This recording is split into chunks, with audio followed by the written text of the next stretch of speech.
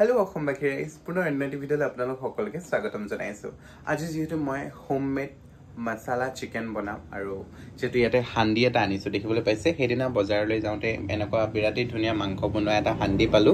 সেই গতিকে এটো লৈ আহিলো আৰু আজি এটোতে বনাম মছলা চিকেন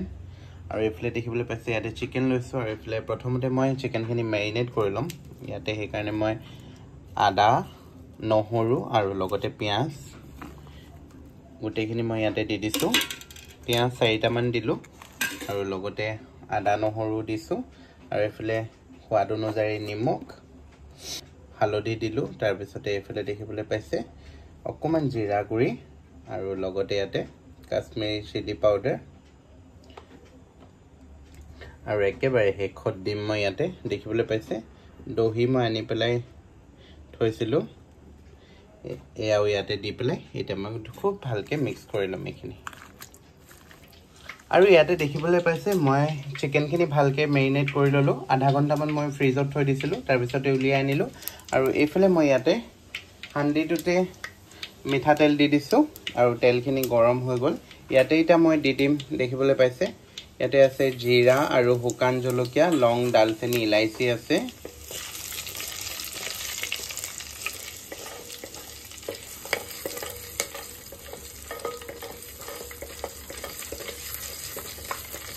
অকমান এইখিনি ফ্ৰাই হোৱাৰ পিছতে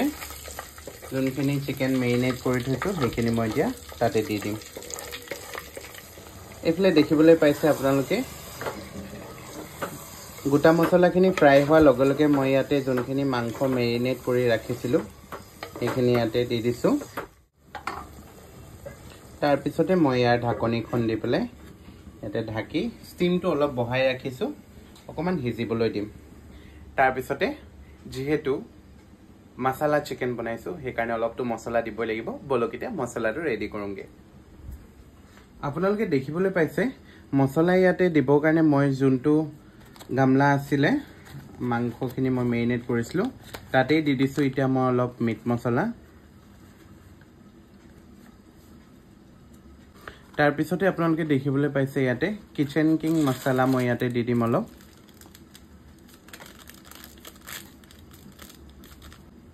তাৰ পিছতে মই ইয়াতে অলপ চাট মছলা দিম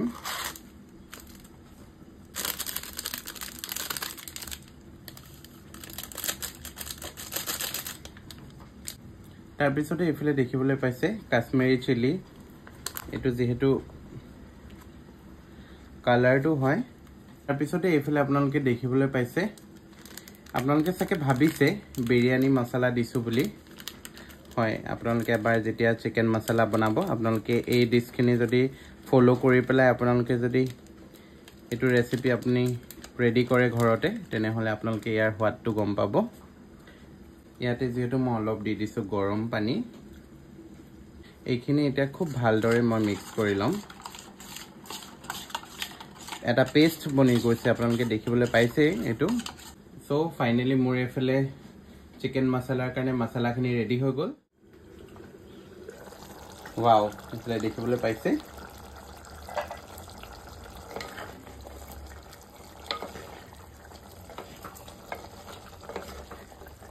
আৰু ইমানেই ধুনীয়া এটা গোন্ধ আহিছে নহয় মাংসখিনিৰ পৰা এফালে ইয়াতে মই যেহেতু আলু কেইটামান কাটি থৈছিলো ইয়াতে এটা আলু কেইটা দি দিছো এইখিনি ভালদৰে আকৌ সিজিবলৈ ঢাকি দিম ওয়াও এফালে দেখিবলৈ পাইছে নে ইমান ধুনীয়া গোন্ধ আহিছে আৰু দেখিবলৈ কালাৰটো ইমান ধুনীয়া লাগিছে ইয়াতে যোনখিনি মই মছলা মেৰিনেট কৰি থৈছিলো সেইখিনি মই ইয়াতে দি দিছো তাৰ পিছতে এইখিনি মই ভালদৰে মিক্স কৰি দিম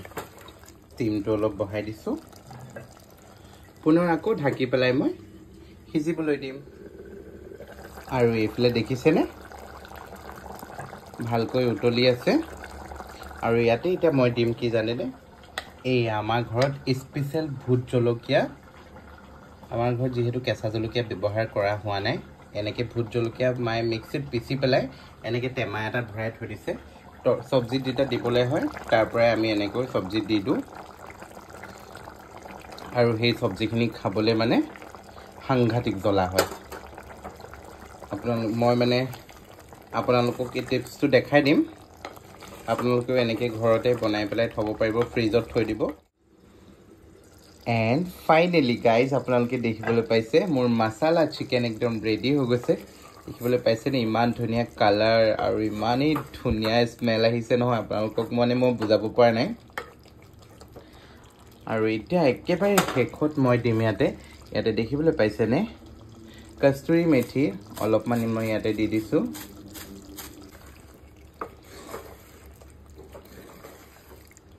এনেদৰে কিন্তু আপোনালোকে ঘৰত বনাই খাই চাব, একদম 5 ষ্টাৰ হোটেলেও একেবাৰে পাত্তা নাপাব, ইমানেই ধুনীয়া গোন্ধ আৰু ইমানেই ধুনীয়া টেষ্টি হ'ব খাবলৈ নহয় এইখিনি। চ' ফাইনেলি মোৰ চিকেন মচালা ৰেডি। দেন মই এতিয়া গেছ অফ কৰিম এণ্ড ঢাকি দিম। আৰু আজিলৈ ভিডিঅ'টি ইয়াতে সামৰণি মাৰিছোঁ। আকৌ নেক্সট ব্লগত আপোনালোকক লগ পাই আছোঁ। সকলোৱে ভালে থাকক। আজিলৈ বাই বাই।